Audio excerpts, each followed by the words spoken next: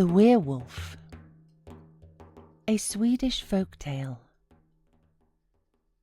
Once upon a time there was a king who reigned over a great kingdom. He had a queen, but only a single daughter, a girl. In consequence, the little girl was the apple of her parents' eyes. They loved her above everything else in the world, and their dearest thought was the pleasure they would take in her when she was older. But the unexpected often happens, for before the king's daughter began to grow up, the queen, her mother, fell ill and died. It is not hard to imagine the grief that reigned, not alone in the royal castle, but throughout the land, for the queen had been beloved of all. The king grieved so that he would not marry again, and his one joy was the little princess. A long time passed, and with each succeeding day the king's daughter grew taller and more beautiful, and her father granted her every wish. Now there were a number of women who had nothing to do but wait on the princess and carry out her commands. Among them was a woman who had formerly married and had 2 daughters. She had an engaging appearance, a smooth tongue, and a winning way of talking, and she was as soft and pliable as silk. But at heart she was full of machinations and falseness. Now when the queen died, she at once began to plan how she might marry the king, so that her daughters might be kept like royal princesses. With this end in view, she drew the young princess to her, paid her the most fulsome compliments on everything she said and did, and was forever bringing the conversation around to how happy she would be were the king to take another wife. There was much said on this head, early and late, and before very long the princess came to believe that the woman knew all there was to know about everything. So she asked her what sort of a woman the king ought to choose for a wife. The woman answered as sweet as honey, "It is not my affair to give advice in this matter, yet he should choose for queen someone who is kind to the little princess. For one thing I know, and that is, were I fortunate enough to be chosen, my one thought would be to do all I could for the little princess, and if she wished to wash her hands, one of my daughters would have to hold the wash-bowl and the other hand her the towel." This and much more she told the king's daughter, and the princess believed it, as children will. From that day forward the princess gave her father no peace, and begged him again and again to marry the good court lady. Yet he did not want to marry her.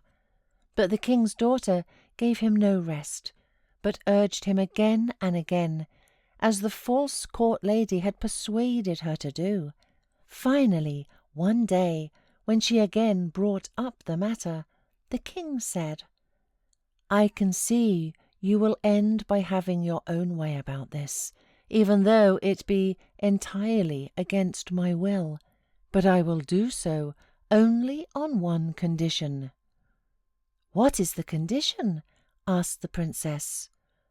"If I marry again," said the king, "it is only because of your ceaseless pleading. Therefore you must promise that if in the future you are not satisfied with your stepmother or your stepsisters, not a single lament or complaint on your part reaches my ears." This she promised the king, and it was agreed that he should marry the court lady and make her queen of the whole country. As time passed on, the king's daughter had grown to be the most beautiful maiden to be found far and wide. The queen's daughters, on the other hand, were homely, evil of disposition, and no one knew any good of them. Hence it was not surprising that many youths came from east and west to sue for the princess's hand, but that none of them took any interest in the queen's daughters. This made the stepmother very angry, but she concealed her rage and was as sweet and friendly as ever. Among the wooers was a king's son from another country. He was young and brave, and since he loved the princess dearly, she accepted his proposal, and they plighted their troth. The queen observed this with an angry eye, for it would have pleased her had the prince chosen one of her own daughters. She therefore made up her mind that the young pair should never be happy together, and from that time on thought only of how she might part them from each other. An opportunity soon offered itself. News came that the enemy had entered the land, and the king was compelled to go to war. Now the princess began to find out the kind of stepmother she had, for no sooner had the king departed than the queen showed her true nature, and was just as harsh and unkind as she formerly had pretended to be friendly and obliging.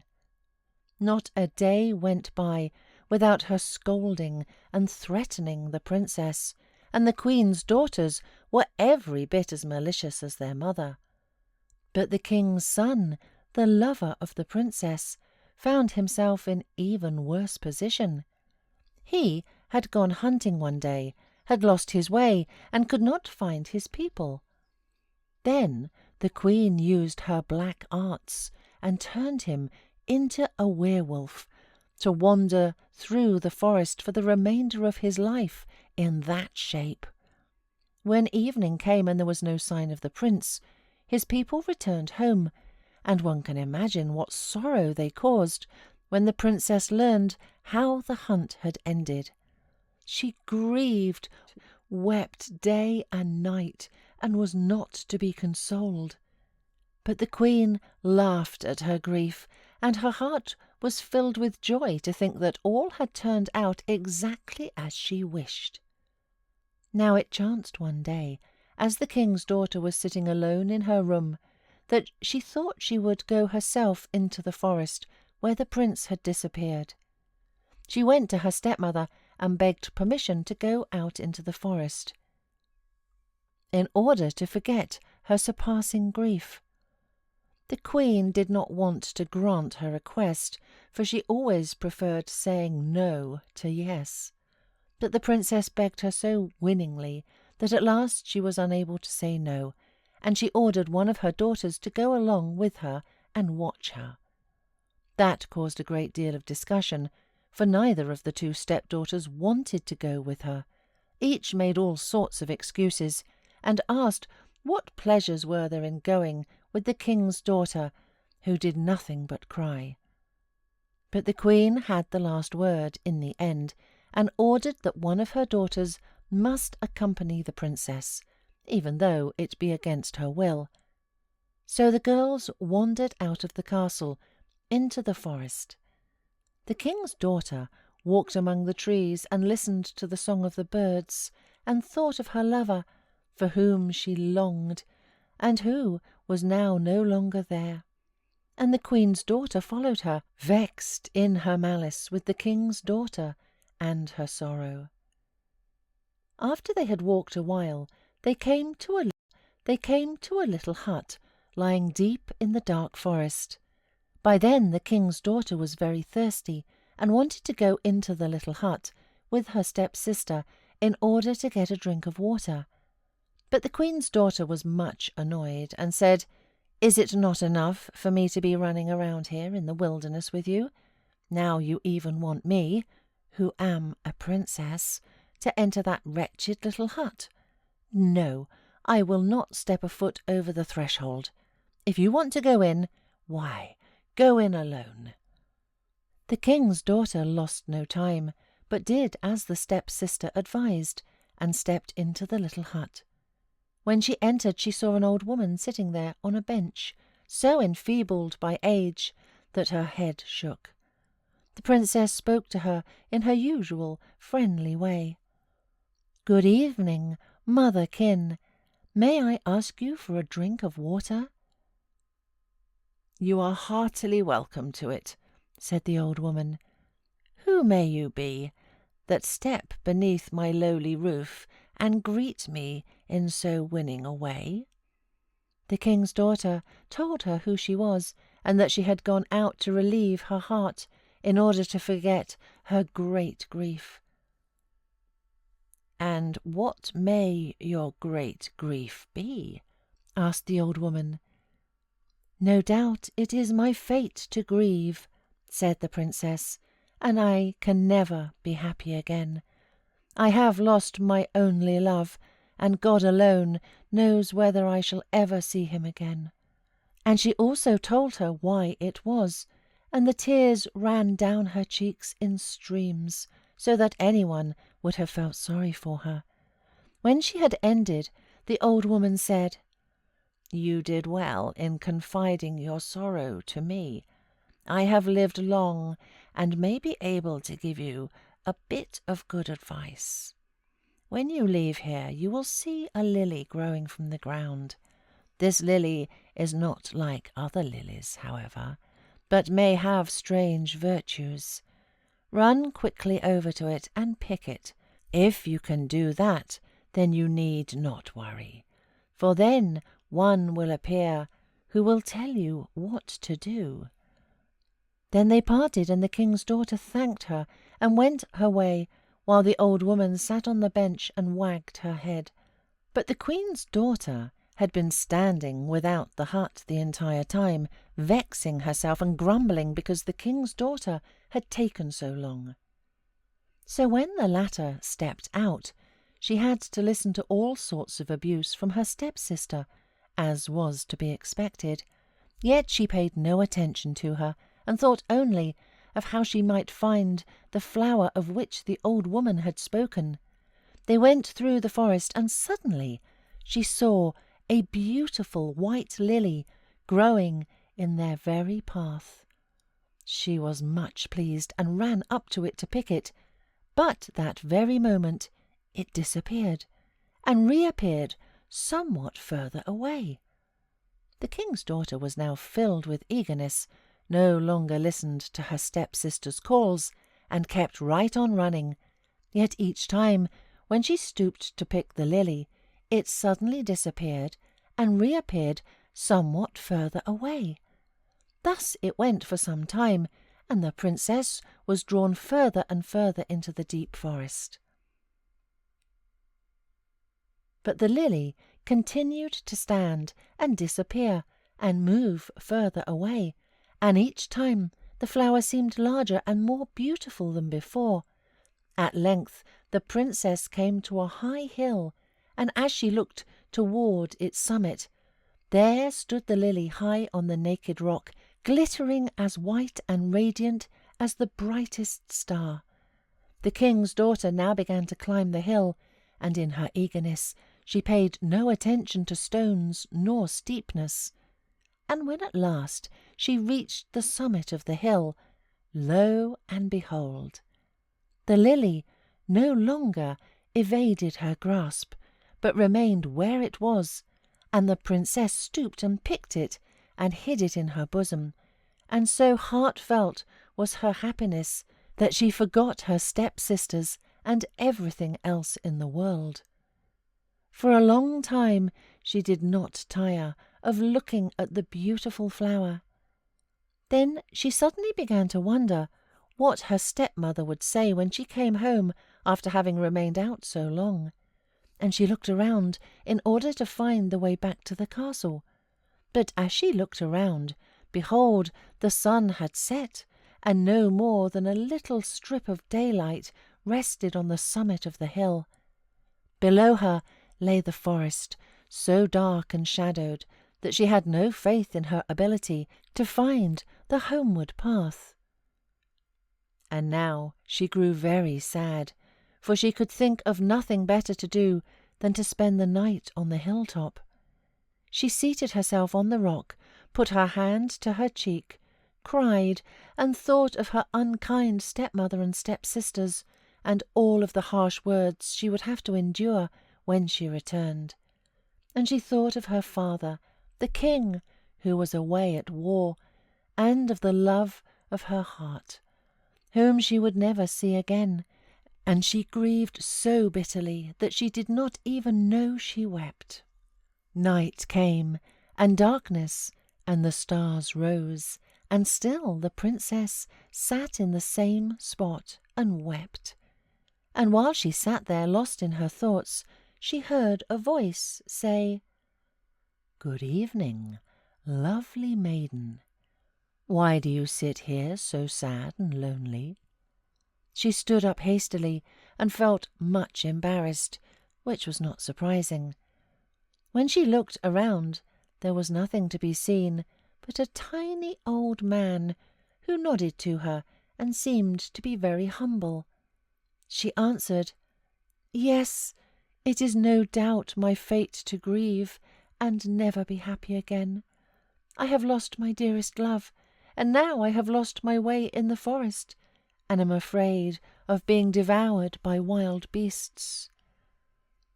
"As to that," said the old man, "you need have no fear. If you will do exactly as I say, I will help you." This made the princess happy, for she felt that all of the rest of the world had abandoned her. Then the old man drew out flint and steel and said, "Lovely maiden, you must first build a fire."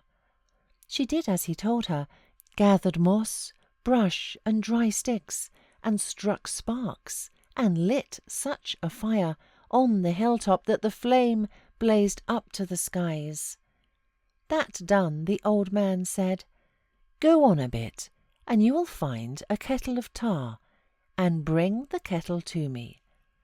This the king's daughter did. The old man continued, "Now put the kettle on the fire." And the princess did that as well. When the tar began to boil, the old man said, "Now throw your white lily into the kettle." The princess thought this was a harsh command, and earnestly begged to be allowed to keep the lily.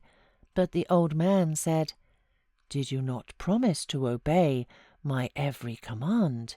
Do as I tell you, or you will regret it." The king's daughter turned away her eyes and threw the lily into the boiling tar.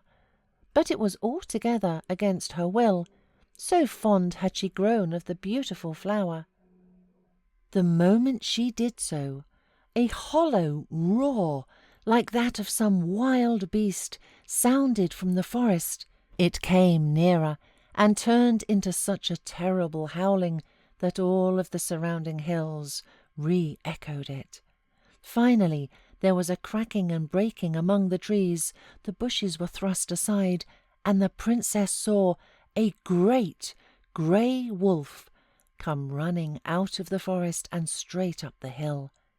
She was much frightened, and would gladly have run away, had she been able. But the old man said, "Make haste, run to the edge of the hill, and the moment the wolf comes along, upset the kettle on him." The princess was terrified, and hardly knew what she was about. Yet she did as the old man said, took the kettle, ran to the edge of the hill, and poured its contents over the wolf, just as he was about to run up. And then a strange thing happened. No sooner had she done so than the wolf was transformed, cast off his thick grey pelt, and in place of the horrible wild beast, there stood a handsome young man, looking up to the hill. And when the king's daughter collected herself and looked at him, she saw that it was really and truly her lover, who had been turned into a werewolf. It is easy to imagine how the princess felt. She opened her arms. She could neither ask questions nor reply to them, so moved and delighted was she.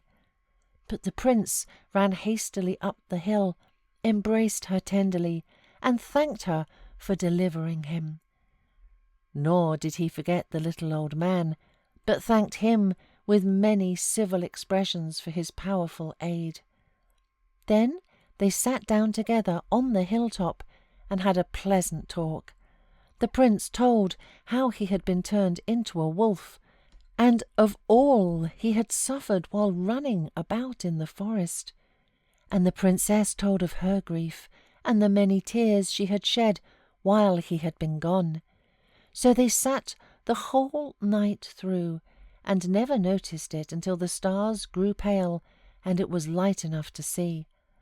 When the sun rose, they saw that a broad path led from the hilltop straight down to the royal castle, for they had a view of the whole surrounding country from the hilltop.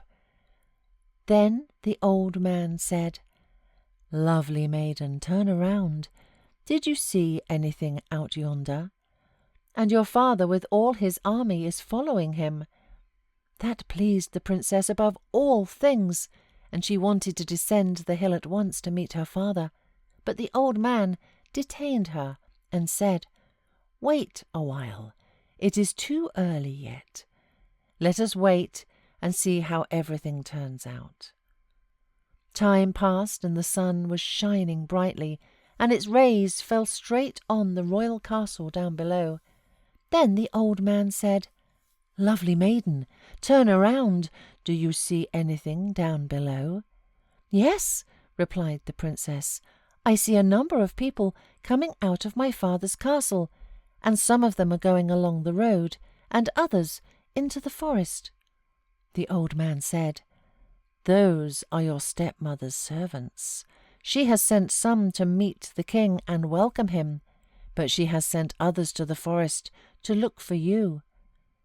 At these words the princess grew uneasy and wished to go down to the queen's servants. But the old man withheld her and said, "Wait a while, and let us first see how everything turns out." More time passed, and the king's daughter was still looking down the road from which the king would appear, when the old man said, "Lovely maiden, turn around. Do you see anything down below?" "Yes," answered the princess, "there is a great commotion in my father's castle, and they are hanging it with black." The old man said, "That is your stepmother and her people. They will assure your father that you are dead." Then the king's daughter felt bitter anguish, and she implored from the depths of her heart, let me go, so that I may spare my father this anguish." But the old man detained her and said, "No, wait, it is still too early. Let us first see how everything turns out." Again time passed. The sun lay high above the fields, and the warm air blew over meadow and forest. The royal maid and youth still sat on the hilltop with the old man, where he had left them. Then they saw a little cloud rise against the horizon, far away in the distance, and the little cloud grew larger and larger, and came nearer and nearer along the road, and as it moved, one could see it was agleam with weapons, and nodding helmets, and waving flags. One could hear the rattle of swords, and the neighing of horses, and finally recognize the banner of the king. It was not hard to imagine how pleased the king's daughter was, and how she insisted on going down and greeting her father. But the old man held her back and said, "Lovely maiden, turn around. Do you see anything happening at the castle?" "Yes," answered the princess, "I can see my stepmother and stepsisters coming out, dressed in mourning, holding white kerchiefs to their faces and weeping bitterly." The old man answered, "Now they are pretending to weep because of your death. Wait just a little while longer. We have not yet seen how everything will turn out." After a time the old man said again, "Lovely maiden, turn around. Do you see anything down below?" "Yes," said the princess. "I see people bringing a black coffin. Now my father is having it opened. Look, the queen and her daughters are down on their knees, and my father is threatening them with his sword." Then the old man said, "Your father wished to see your body, and so your evil stepmother had to confess the truth." When the princess heard that, she said earnestly, "Let me go. Let me go, so that I may comfort my father in his great sorrow." But the old man held her back and said, "Take my advice and stay here a little while longer. We have not yet seen how everything will turn out." Again time went by, and the king's daughter and the prince and the old man were still sitting on the hilltop. Then the old man said, "Lovely maiden, turn around. Do you see anything down below?" "Yes," answered the princess, "I see my father and my stepsisters and my stepmother, with all their following, moving this way." The old man said, "Now they have started out to look for you. Go down and bring up the wolf's pelt in the gorge." The king's daughter did as he told her. The old man continued, "Now stand at the edge of the hill," and the princess did that too. Now one could see the queen and her daughters coming along the way and stopping just below the hill. Then the old man said, "Now throw down the wolf's pelt." The princess obeyed him and threw down the wolf's pelt according to his command. It fell directly on the evil queen and her daughters, and then a most wonderful thing happened.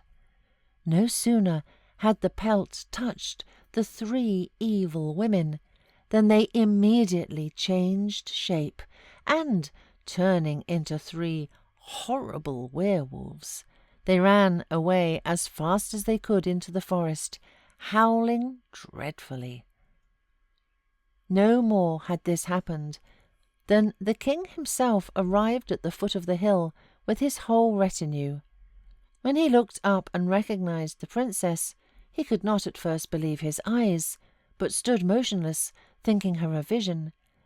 Then the old man cried, "Lovely maiden, now hasten, run down and make your father happy." There was no need to tell the princess twice. She took her lover by the hand, and they ran down the hill.